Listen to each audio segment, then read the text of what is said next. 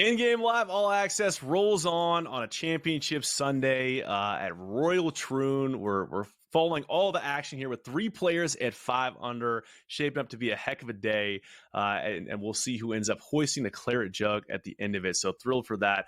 Thrilled now, though, to welcome in another guest of the show, a guy who I'm a huge fan of him individually, huge fan of what he does at No Laying Up. It is Neil Schuster. Neil, we have lots of IDs for you. We got co-founder, Merch Czar, Pro Traj Holdings, LLC, aka No Laying Up. Many people call you Icarito.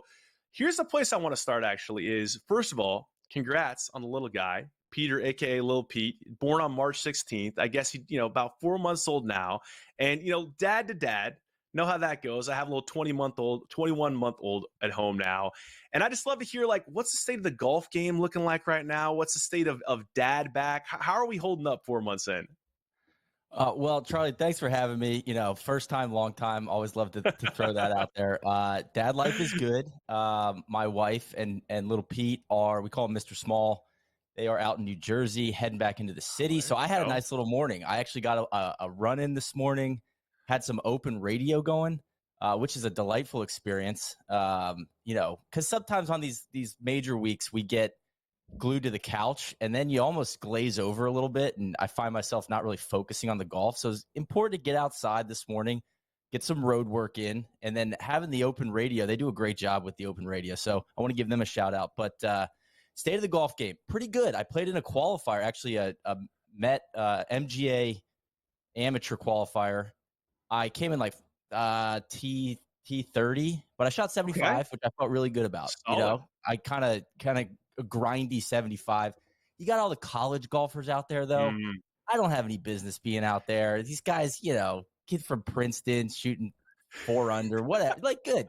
Listen, but I'm happy to be there. And so I've made a commitment to challenge myself this year and play some competitive events. And so I feel good about the golf game, despite a little bit less time to practice. I love that for you. There's that transitional phase that happens where you have to just get fully comfortable with the show and go, where it's there is no range time anymore. It is how on the hook am I for childcare until the moment where I can get straight out the door, straight to the course. Maybe if we're lucky, 6 putts on the practice screen, but we're going straight to the first tee, doing the customary, side to side stretches and getting it rolling. But that's dad life for you. And then once you kind of crest that hump and you start playing good golf again on that schedule, you're like, wow, look at all the time I got back. So thrilled for you. Love the grindy 75, and love that also getting out there this morning. The tagline of this major, of course, Forged by Nature. So taking in some of the air, listen to open radio, just fantastic stuff, man. So I'm curious too, just your take thus far on what we've seen at Royal Troon, because there's been opinions on both sides of it, where there's the usual, it's a crowd that's saying the setup's too difficult, we should move tees up, this and that. And there's also sort of the delighted fan in me that loves watching Shane Lowry hit a driver into the 17th hole, which was a par 3 yesterday. Where do you kind of land on how difficult this needs to be? And, is this something that obviously we don't see it every week, so we can appreciate it in that context, but would you have done something different with the setup and the course, the way it has kind of played out the last few days? Absolutely not. I think it's fantastic. I love it. Yesterday was an outlier. Today, it's still windy, but a little bit more manageable. But this is more like what I want from golf. I like to see these guys challenged, and it's not that they're not hitting driver into that par 3 all 4 days, right? That's an outlier, and you get to see who can think their way around, who can not beat themselves, and do we have some random names at the top of the leaderboard? Yes. Do I like that? Yeah. Do I like seeing a guy that's trying to hide that he's smoking cigarettes from his parents? Try not to let the best golfer in the world track him down. Yes, that personally, I'm into that. And so if you compare that to some of the more formulaic stuff we see week to week, I would prefer this. But I'd also, I guess what I would like to see is just a little bit more of a balance where these guys are tested a little bit more. They're like, I don't really know what to do here, because that's a lot more relatable to us as golfers than I think the week to week PGA Tour schedule is. And some of that is, it's hard. It's firm soil. Like the fact that these guys are worried about balls running out, they land at 300 and when it's downwind, it rolls to 400. That's very hard to figure out. And so I've really enjoyed that. If sometimes the conditions get up way, it's a little bit too hard. but that's not the consistency. Like, it's not all 4 days. So that's why I don't have a problem with it yesterday. Well, and I think it really just separates the guys who are up for the mental challenge from the ones who clearly aren't, and listen, I'd like to get a state of the block party a little bit, later on here, because Rory McIlroy, in fact, let's just go right there, because this is what I want to talk about as it relates to Rory. So many of you are familiar with No Laying Up. If you're a fan of golf. If you're not, just in quick summary, Neil is sort of the head organizer of, a theoretically 4 times a year, a metaphorical block party, maybe even a physical, literal block party from time to time that is meant to, I guess, Neil, correct me if I'm wrong, support Rory McIlroy in his endeavors to bring home a major championship. And, there have been some tough scenes for the block party maybe the past couple times, but I'm just wondering, how did the organizers feel about the comments of, hey, 22 holes in, we're looking to go on vacation, we're thinking about that. I mean, are we looking to maybe back another player with the block party going forward? How did that land at block party headquarters?